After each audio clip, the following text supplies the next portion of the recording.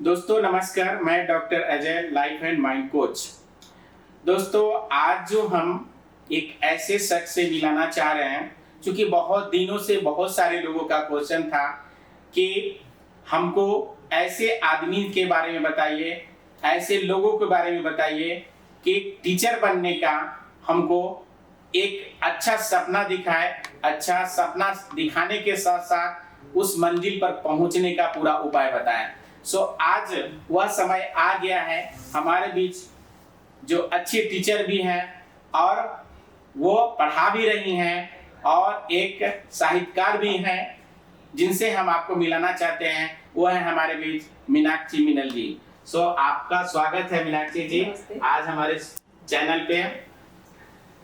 मीनाक्षी जी, आज हम आपसे ये पूछना चाहते हैं और लोग भी आपसे जानकारी लेना चाहता है कि बहुत सारा चीज जगह जाता है, लोग क्या बोलते हैं, एक अच्छा टीचर चाहिए हमको। अभी एक अपने जो छोटा बच्चा को पढ़ाना हो या बड़ा बच्चा को पढ़ाना हो, हर माँ बाप का ये इच्छा होता है कि एक हमको अच्छा टीचर चाहिए। तो अच्छा टीचर में क्या क्या गुण हम देखें, उसके बारे में थोड़ा सा बताइए जी। एक प्रोफेशन के तौर पे तो शिक्षक कोई भी बन सकते हैं, लेकिन शिक्षा की बात करें तो प्रकृति सबसे बड़ा शिक्षक है। आप देख लीजिए, जो एक पेड़ है उसमें जब फल लग जाते हैं तो वो झुक जाते हैं, तो वो उसकी विनम्रता है। हम विनम्रता वहां से सीख सकते हैं। हम नदी को देखें, उसमें जो प्रवाह है हमें आगे बढ़ने की प्रेरणा देती। हम पहाड़ को देखें और उस हौसले को देखें, उस ऊंचाई, उस लक्ष्य तक पहुंचने की जो हमारी चेष्टा होती है, उस पहाड़ से हम हौसला ले सकते हैं। तो हम जहां से भी सीख सके, जो सीखने की जो निरंतरता है वही, यानी हम प्रकृति से वो ले सकते हैं। जी, आप कहीं से भी, प्रकृति में सारे तत्व मौजूद हैं। हमें सीखने की प्रवृत्ति होनी चाहिए और हम उस ग्रहण कर सकते हैं। नहीं तो हम ये पूछना चाह रहे हैं, जैसे बहुत सारे, ये तो आप बताएं कि हमको ये गुण जो हमको सीखना है इनसे, लेकिन हमारा सवाल ये है, यानी हमारे व्यूअर का भी ये सवाल है कि बच्चा का जो मांग है, क्या मांग रहता है कि एक अच्छा टीचर हमको चाहिए, तो उसमें हम क्या गुण देखें? ये हमारा जो आपका जो देखेगा, बहुत सारे बच्चे भी देखेंगे, तो एक अच्छे टीचर में क्या दो चार गुण हम देखें जो कॉमन होना चाहिए। मैं बिल्कुल यही कहना चाह रही हूँ कि एक अच्छे शिक्षक में निरंतर अध्ययन करने की प्रवृत्ति और सीखने की प्रवृत्ति होनी चाहिए। ये नहीं कि आप एक मानक स्तर पे हमने पढ़ लिया और अब मैं पढ़ा रही हूँ तो मैं अपनी सीखने की कला भूल जाऊं। मैं कहीं से भी शिक्षा ग्रहण कर सकती हूँ और उसकी निरंतरता लगातार होनी चाहिए। यानी कहने का मतलब आपका ये है कि वैसा टीचर होना चाहिए जो खुद भी पढ़ रहे हैं और बच्चों को पढ़ा भी रहे हैं। ये पहला गुण होना चाहिए। आजीवन एक शिक्षक को छात्र बनना होता है। छात्र बनना होता है, वाह बहुत बढ़िया। इसके बाद और कुछ गुण होना चाहिए जिसको हम लोग खोजना चाहते हैं। समाज एक शिक्षक पे बहुत भरोसा करता है, अभिभावकों को भी बहुत उम्मीद रहती है। बहुत उम्मीद रहती है, यही बात हम अभी पूछ रहे हैं। तो हमें उस रूप में ढलना होता है। अगर हम बच्चों को कहें कि आप झूठ मत बोलिए, आप बेहतर कीजिए, तो बच्चे भी देखेंगे कि हमारे शिक्षक कैसे हैं। वाह, बहुत बढ़िया बात। तो हमें पहले अपना आचरण शुद्ध करना होगा, तो जो हमारे जो बच्चे हैं जिनको हम पढ़ा रहे हैं, उनका आचरण खुद ब खुद शुद्ध होगा और वो एक सभ्य नागरिक आगे चलकर बनेंगे। यानी कहने का भाव ये है कि जो हम परोस रहे हैं वो गुण मेरे अंदर पहले होना चाहिए। यानी अगर हम झूठ नहीं बोल रहे हैं तो बच्चे को भी हम नहीं सिखा रहे। अगर हम झूठ बोल रहे हैं और बच्चे को सिखा रहे हैं नहीं बोल रहे हैं, ये गुण हमको देखना पड़ेगा कि हमारे जो टीचर है उनके अंदर ये गुण है या नहीं। अनुसरण हमें देखते हैं, हमसे सीखते हैं। ये गुण भी हमको देखना पड़ेगा कि बच्चे जो है, टीचर जो है समय पर आ रहे हैं या नहीं आ रहे हैं, क्या पढ़ा रहे हैं, कैसे पढ़ा रहे हैं, क्या व्यवहार है उनका। वो नशा तो नहीं करते, वो धूम्रपान तो नहीं कर रहे। ये बहुत बड़ी बात बताया। ये हमारे एक टीचर में ये भी गुण होना चाहिए कि क्या वो व्यसन से मुक्त है या व्यसन से मतलब प्रभावित है, नशा में रहते हैं या नहीं रहते हैं। शिक्षक का अर्थ होता है एक तपस्वी होना। पहले उस तपश्चर्या से खुद को ढालना होता है और जब स्वयं ढल जाएंगे तो हमारे जो बच्चे हैं, हमारे जो विद्यार्थी हैं, वो खुद ब खुद हमारा अनुसरण करेंगे और आगे बढ़ेंगे। वो सही बात बता, पहले ही बात बताया है क्या, हम जो करेंगे वो हमारा अनुसरण हमारा बच्चा करेगा, तो टीचर में ये गुण होना चाहिए। बिल्कुल। चलिए, बहुत बढ़िया बात है।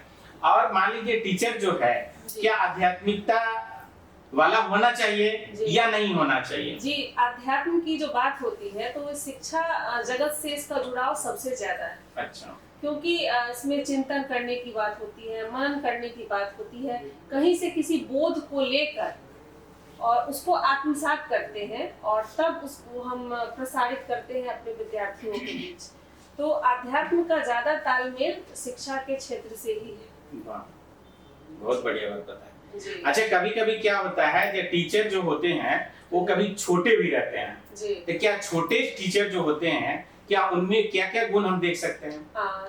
जिनका उम्र जैसे मान लीजिए कि युवा अवस्था रहता है, उस अवस्था में भी बहुत सारे बच्चे जो हैं अपना जो भरण पोषण करते हैं, तो अपना कोचिंग चलाते हैं या ट्यूशन पढ़ाते हैं, तो उनमें हम क्या चीज देखें? अच्छा, इसका मैं जवाब आपको एक उदाहरण से देना चाहती हूँ। जैसे एक घर में 4-5 भाई बहन हैं, 3-4 भाई बहन हैं, तो उसमें उम्र का ज्यादा अंतराल नहीं होता, 2 साल 4 साल का, लेकिन उसमें जो एक बड़े भाई अथवा बड़े बहन की जो भूमिका होती है ना, उस समय से ज्यादा परिपक्व हो जाते हैं अपने से छोटे भाई बहनों के लिए। तो शिक्षा भी ऐसा क्षेत्र है ना कि जैसे ही एक जिम्मेदारी आती है कि मुझे ज्ञान बांटना है, बच्चों को पढ़ाना है, तो उसमें वो जिम्मेदारी आती है और वो बोझ उन्हें बहुत बड़ा बना देता है। यानी कहने का भाव ये है कि वो जो टीचर है वो युवा टीचर नहीं है, वो भी एक वयस्क टीचर है, शिक्षक होगा। चलिए, बहुत बढ़िया बात। अच्छा, बहुत सारे लोगों का रहता है, ये तो टीचर का बहुत अच्छा पता है कि क्या क्या गुण होना चाहिए, वो तो समझ में आ गया, लेकिन बहुत सारे लोगों का ये क्वेश्चन रहता है कि हमको मान लीजिए कोई बच्चा है और वो टीचर बनना चाहता है, तो उसको टीचर बनने के लिए क्या क्या पढ़ाई पढ़ना पड़ेगा?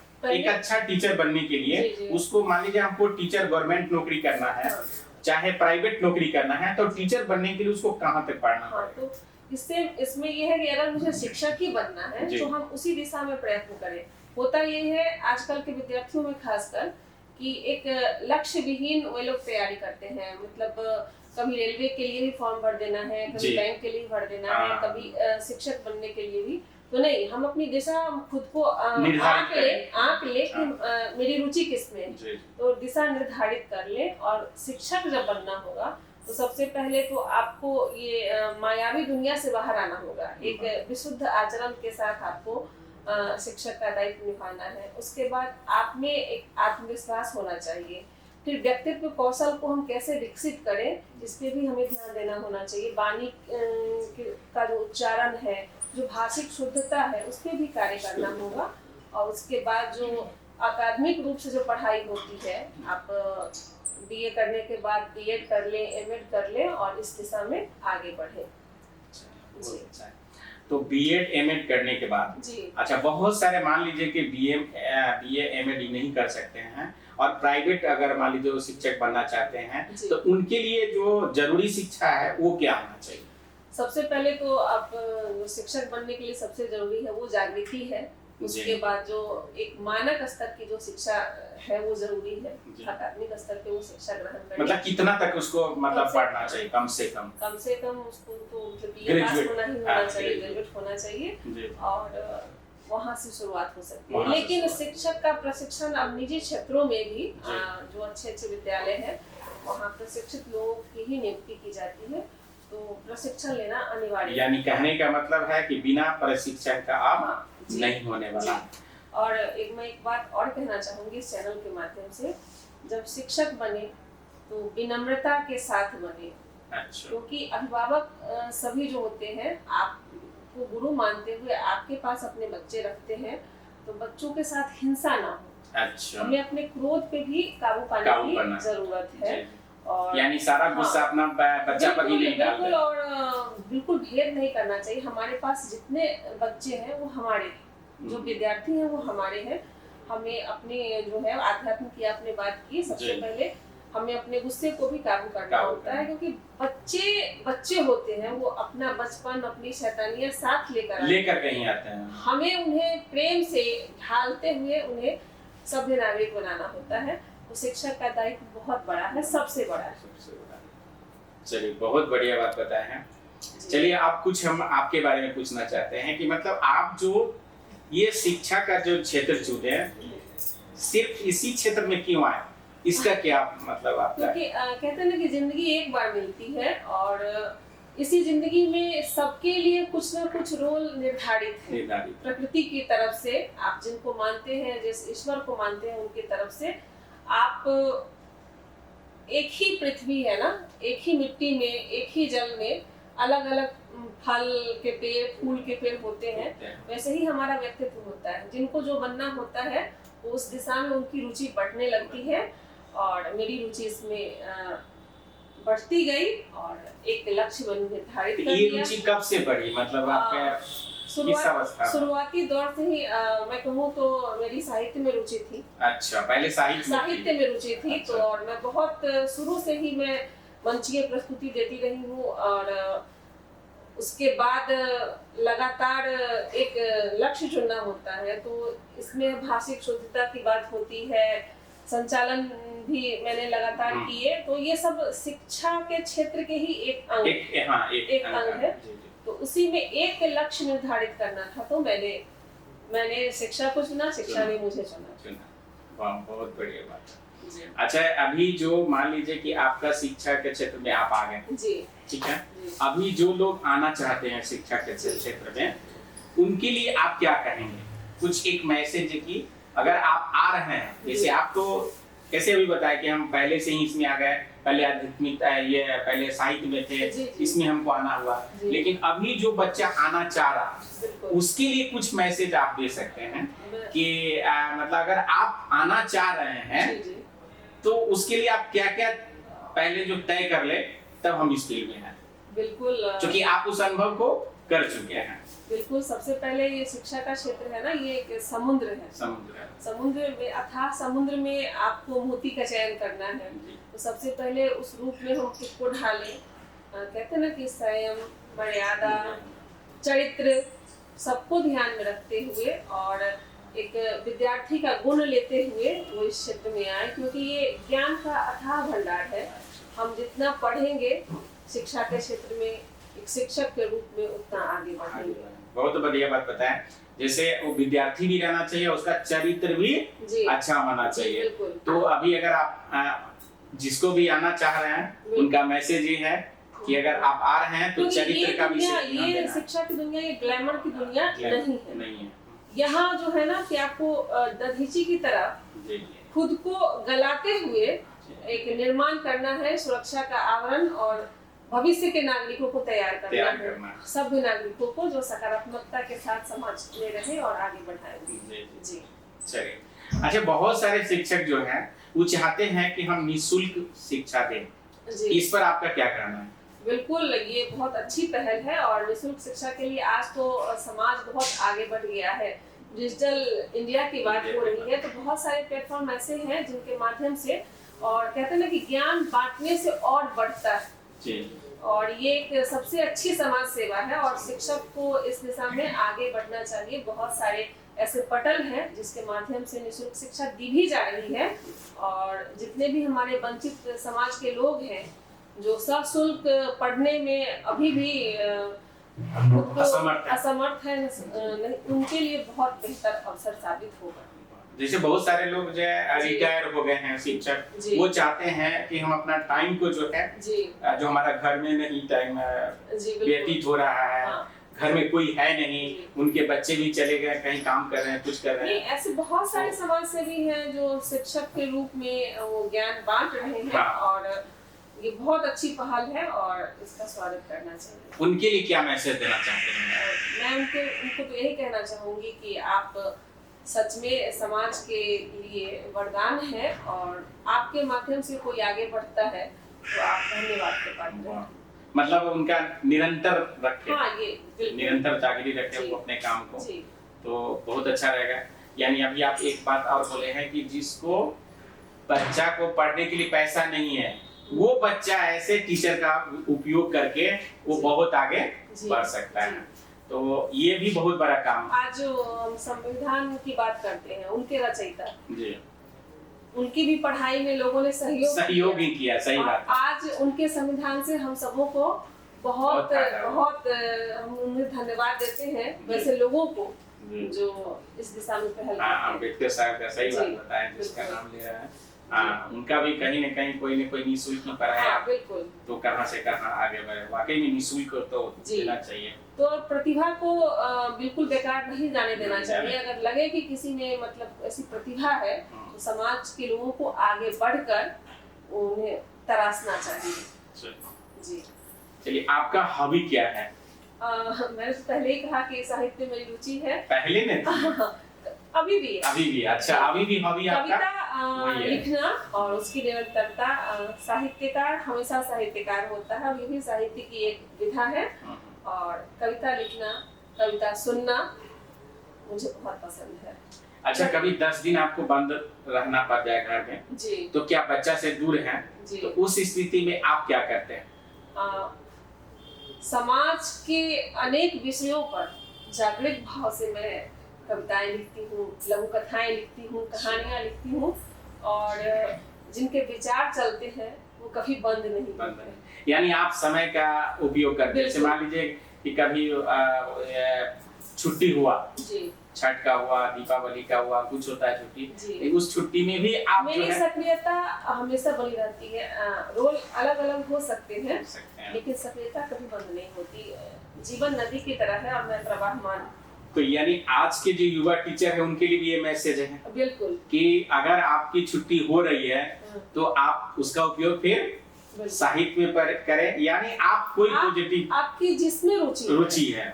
जीवन में हर एक विषय जो है ना, हर एक चीज है, हर एक वस्तु है, ये फूल है, ये पत्तियां हैं, ये भी एक विषय है। हम इसमें आगे बढ़ सकते हैं। आगे बढ़ सकते हैं। ये देखने का नजरिया होना चाहिए कि इसमें हम क्या ढूंढ लें।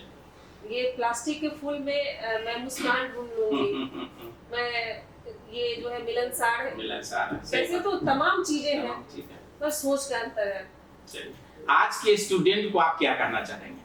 मैं यही कहना चाहूंगी कि दुनिया बहुत आगे बढ़ गई है, बहुत अच्छी बात है, लेकिन आप क्षणिक लोकप्रियता चाहते हैं रील्स बना के, जी, या फिर आप अपने जीवन में सफल रील्स होना बनाने चाहते वाले सुन लीजिए आप, यानी उसके चक्कर में बिल्कुल। नहीं रहना है। हैं। शिक्षा समय मांगती है, और आप अगर समय देते हैं उसे, तो फिर एक समय ऐसा आता है जब समय आपको बना देती है। जी, यानी छोटे बच्चे को कुछ मैसेज दिए हैं जी बिल्कुल रील्स के चक्कर में बिल्कुल। नहीं एक पढ़ना है। फंतासी दुनिया है, आप रहे सब में, लेकिन उसमें उलझ मत जाइए। शिक्षा सर्वोपरि है, उसको समझिए और आगे बढ़िए। अभी अगर मान लीजिए उसको, छोटे बच्चे जो हैं उसके लिए पढ़ाई में, पढ़ाई पहले जरूरी है कि पहले हॉबी जरूरी है, इसके बारे में बताइए। मैं तो ये कहना चाहूंगी कि बच्चों से उनका बचपन नहीं छीनना चाहिए। बहुत बुरा लगता है जब 3-3 वर्ष के मासूम बच्चों को मैं देखती हूँ उनके बस्ते के बोझ से, और जीवन उनकी ऐसी हो गई है कि सुबह उठना है, बस आने वाली है, जल्दी तैयार हो, जाके पढ़ो। क्या पढ़ना है? उसका बचपन छीन के हम उन्हें कौन सा भविष्य दे रहे हैं?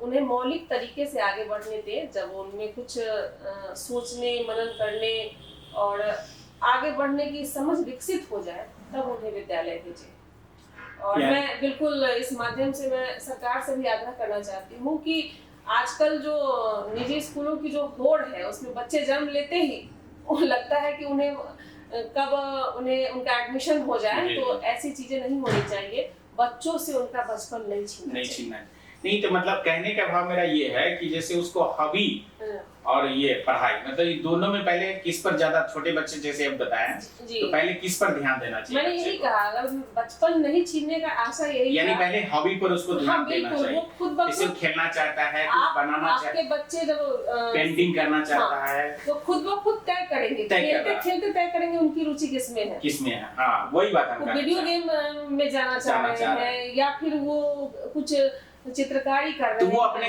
मतलब माता पिता को देखना हो कि हमारा बच्चा किस तरफ जा रहा है, उसका हॉबी क्या है। आजकल क्या हो रहा है ना कि बच्चे पड़ोसी के बच्चे अब इंजीनियरिंग में गए हैं तो हमें भेजना है, हमें कोटा भेजना है, ये नकल की प्रवृत्ति ना हो। बच्चों को उनकी समझ के साथ विकसित होने दीजिए, बच्चे खुद तय कर लेंगे कि वो किस लिए आए हैं इस धरा पर। अब लास्ट क्वेश्चन एक हमारा ये है कि आज हमारे युवा बहुत व्यसन से मतलब समझिए परेशान है, व्यसन की तरफ जा रहे हैं। हमारे युवा जो भी बच्चे हैं, जो स्टूडेंट है, उसके बारे में आप क्या कहेंगे? व्यसन से कैसे उसको हमको निकालना है, उसके बारे में कुछ मैसेज? मैंने पहले ही कहा कि शुरुआत घर से ही होती है। माता पिता सबसे पहले शिक्षक होते हैं। तो हम बच्चों को डांटते हैं कि ये मत करो, वो मत करो। और कैसे डांटते हैं? हम खुद तंबाकू हाथ में रखे हुए बनाते हुए डांटते हैं, हम खुद शराब पीकर घर आते हैं, हम खुद सिगरेट पीते हैं। और तो बच्चे भी देखते हैं कि अरे डांट रहे हैं तो क्या, ये तो सामान्य सी बात है, सब लोग यही करते हैं। तो शुरुआत वहाँ घर से हो जाती है। यानी पहले गार्जियन को छोड़ना पड़ेगा। बहुत शिक्षकों को भी मैंने देखा है कि मैं नाम तो नहीं लूंगी, लेकिन बहुत सारे शिक्षक ऐसे होते हैं बस पेशे से शिक्षक होते हैं, व्यवहार से शिक्षक नहीं होते। वो बच्चों को डांटते हैं कि आप ऐसा मत कीजिए और स्वयं वैसा करते हैं। जी। तो व्यसन की बात वहाँ तक है। फिर ध्यान देने की जरूरत होती है अभिभावकों को कि जो आज के युवा जो है कोचिंग ट्यूशन के नाम पे कहाँ जा रहे हैं, क्या कर रहे हैं, ये ध्यान देने की जरूरत है। क्योंकि उससे ज्यादा रोकथाम हम इसलिए नहीं कर सकते क्योंकि गुटखा खाने से कैंसर होता है लिखा होने के बावजूद। गुटखा अगर फैक्ट्री में निर्माण हो रहा है, अगर बाजारों तक आ रहा है, फोटो भी ठीक है, तो सरकार भी सिर्फ चेतावनी लिख के वो निश्चिंत हो जाती है। तो चीजें बाजार में है, लेकिन हम वैसी चीजों को रोके कैसे? तो अगर आप विद्यालय में हैं तो अपने बच्चों पे नजर रखें, विद्यार्थियों पे, अभिभावक अपने घर पे नजर रखें। तो आदत लगती है, हम शुरू में ही उन्हें रोक दिया जाएगा तो वो इस क्षेत्र में आगे नहीं बढ़ेंगे। नहीं, ये तो हो गया जैसे अभिभावक के लिए आप बता दीजिए कि पहले आपको अभिभावक को पहले व्यसन से मुक्त होना चाहिए। सबसे बड़ी बात कि अब जो लेकिन जहाँ अभिभावक नहीं कर रहे हैं व्यसन, कुछ भी नहीं कर रहे हैं, लेकिन बच्चे जब सियाना हो रहा है, जब बाहर जाते हैं पढ़ने, कोचिंग में, कहीं भी कुछ भी, तो हमें ध्यान रखना है उस बच्चा के लिए क्या करना है, उसके लिए मैसेज देना। संगति, वैसे संगति से हम बचे, ये रहेगा। वैसे बच्चे के साथ हमको दोस्ती नहीं करना है जो व्यसन कर रहा हो, तो हमें बचना होगा। क्योंकि कहते हैं कि संगत से गुण आत है और संगत से गुण जात, तो हमें इसका भी ध्यान रखना होगा। चलिए, बहुत बहुत धन्यवाद आपको मीनाक्षी जी कि आप आए हमारे चैनल पर। आज हमारे बीच जो है मीनाक्षी मीनल जी आए हैं और आज देखिए कितना अच्छा बात बताया है कि बच्चे को क्या करना चाहिए, अभिभावक को क्या करना चाहिए, टीचर में गुण क्या क्या होना चाहिए। टीचर मतलब झूठ बोल रहा है और बच्चे को सिखा रहे हैं झूठ बोलना, तो ये सब गुण जो है आपके अंदर अवगुण क्या देखना है, नहीं देखना है, वो हमारे टीचर भी देखेंगे, हमारे बच्चे भी देखेंगे, हमारे अभिभावक भी देखेंगे। ये पॉडकास्ट हमको लग रहा है कि बहुत ही जबरदस्त होगा और आने वाले दिन में जो बच्चे इसको सुनेंगे या अभिभावक भी सीखेंगे और टीचर भी सीखेंगे। सो बहुत बहुत धन्यवाद आपको आने के लिए।